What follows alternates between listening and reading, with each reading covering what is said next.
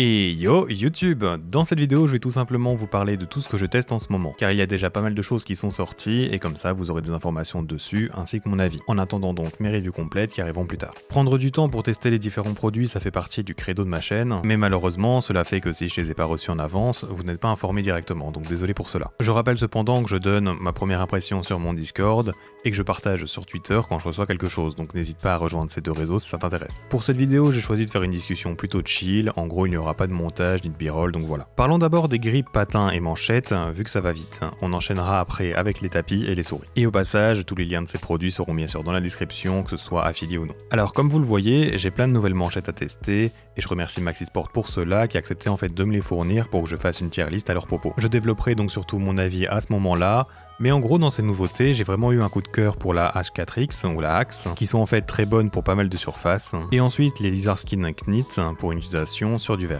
Par contre, pour les manchettes Pulsar, qui sont extrêmement chères pour la qualité qui semble assez médiocre, et bien du coup je suis pas vraiment du même avis. Si vous voulez quelque chose de super fin et que vous avez absolument besoin du tissu sur la main, j'imagine que ça reste une piste ok tiers. Pour les bandes agrippantes, je teste les X-Ray Pad Cicada Wings, qui auraient pu sans problème se classer en tier S dans ma tier list. Pour vous les décrire, c'est un peu comme si vous retirez un peu d'adhérence au Super Grip de Pulsar et qu'à la place vous y mettiez un peu de texture. Et personnellement, j'aime beaucoup cela. Venant de la même marque, j'ai aussi testé leurs patins Jade, et bientôt aussi les obsidiennes. Il y a deux sets de patins dans l'emballage et deux sortes de patchs pour enlever les résidus de colle qui sont également fournis. Il y en a d'ailleurs un qui marche vraiment très bien d'ailleurs, c'est un petit plus. Pour les obsidiennes, je vais les mettre sur ma Pulsar X2V2 que je viens de recevoir pour pouvoir les tester bientôt. Et pour les jades, ce sont des très bons choix si vous recherchez à avoir du PTFE rapide. Ce sont donc des très bons patins qui rentreront dans mes recommandations sans problème.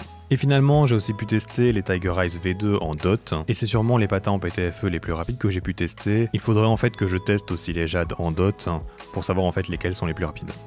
Maintenant pour les souris, j'ai quasiment fini ma période de test sur la nouvelle Razer Viper V3 Hyperspeed et je suis agréablement surpris par celle-ci. Elle a quand même deux majeurs défauts qui proviennent du fait qu'elle soit à pile, mais par contre elle ne coûte que 80 € pour tout ce qu'elle offre. De mon point de vue, cette souris est excellente si vous utilisez un mode pour convertir la pile AAA en format AA, et cela donc avec une pile en lithium. Cela fera passer la souris à 69 grammes, ce qui est complètement ok pour son gabarit plutôt large. Et le deuxième défaut, c'est que du coup, il vous faudra racheter des piles, et c'est comme si en fait vous payez un acompte au début, et puis vous continuez à la payer par la suite. Car en fait elle sera assez gourmande, car vous pouvez l'utiliser en 4K Hz avec l'Hyperpoly Dongle vendu séparément, donc voilà. Je vous ferai part de mes calculs à ce sujet dans ma review complète qui arrivera bientôt. Mais sinon, c'est l'une des souris les plus quali que j'ai eu en main ces derniers temps, que ce soit donc en termes de ressenti en main ou dans l'utilisation de ses features. Ça fait du bien en fait d'avoir une aussi bonne qualité de temps en temps. D'ailleurs, justement, je dois tester ensuite la i4 G3M Pro, et bien qu'il s'agit là d'une souris sans fil avec un capteur 3395 à 40 €, je sais déjà en fait que je la recommanderais pas. Elle n'atteint pas en fait le niveau de qualité limite que je fixe à une souris pour la conseiller à quelqu'un tout simplement. C'est bête car elle a une feature originale qui permet de rendre silencieux les clics principaux avec juste un switch à activer en dessous de la souris. Ensuite, j'ai déjà pu jouer un peu avec la Zaopin Z1 Pro qui ici encore est une souris budget avec un 3395 et elle fait beaucoup penser à la forme d'une Razer Orochi V2. Je suis pour le moment très positif à son sujet et j'ai hâte de commencer réellement mes tests sur elle après la Viper V3. Pour la suivante, il s'agit d'une souris que je viens de recevoir à l'instant de la part de Pulsar, donc c'est la X2V2 Mini. Elle est dans le même ordre d'idée que la Bruce Lee Edition, c'est-à-dire qu'elle a un revêtement amélioré et des switches optiques. Mais ici la structure des clics est meilleure et l'encodeur molette également. Et la dernière chose, c'est qu'elle est aussi compatible en 4K Hz avec leur nouveau récepteur vendu séparément.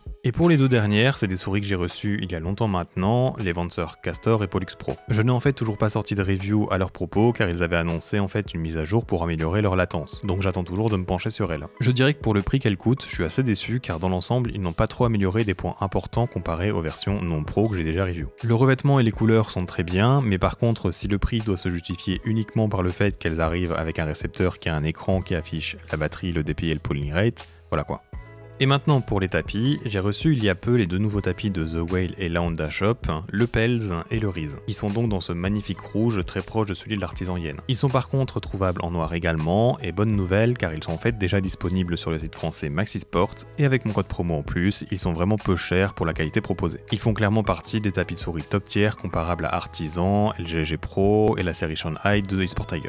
Je n'ai qu'une soirée de test dessus pour l'instant, mais le Pels possède l'une de mes surfaces préférées parmi toute ma collection de plus de 100 tapis. C'est genre en fait un hybride, donc un peu granuleux, mais doux et très confortable. Il est cependant pas mal contrôle, je pense que j'aurais préféré une vitesse plus élevée, mais je verrai en fonction des patins que j'utiliserai. Et pour le Riz, c'est genre peut-être l'artisan que beaucoup de gens voulaient, c'est-à-dire donc un tapis de souris très quali et très contrôle. Car oui, l'Artisan 0 est le choix le plus lent qu'il propose, mais c'est genre un 6 sur 10 en vitesse, alors qu'ici le Reese est tout smooth et je le glacerai peut-être à 2 sur 10 dans sa vitesse, du moins dans mes tests actuels. Je suis vraiment impatient de commencer mes tests dessus dans les jours qui arrivent. Ensuite, j'ai aussi reçu le Super Bing Lab Memoria Pro, et encore une fois c'est un tapis très quali que j'ai hâte de tester. Ici il serait sûrement plus proche de la vitesse d'un Artisan 0 ou un LG Saturn, et sa particularité que c'est un tapis en tissu mais assez texturé comme par exemple un Extend Control. Encore une fois j'ai vraiment hâte de jouer dessus et ce sera le suivant après les Pels et Reese. Et bien sûr ce tapis devrait être dispo chez Maxi Sport également bientôt. Après nous avons le Tangdao et le Kunlun de chez eSport Tiger donc que je dois encore review. Ce qui conclura donc mes vidéos sur leur Shanghai Series.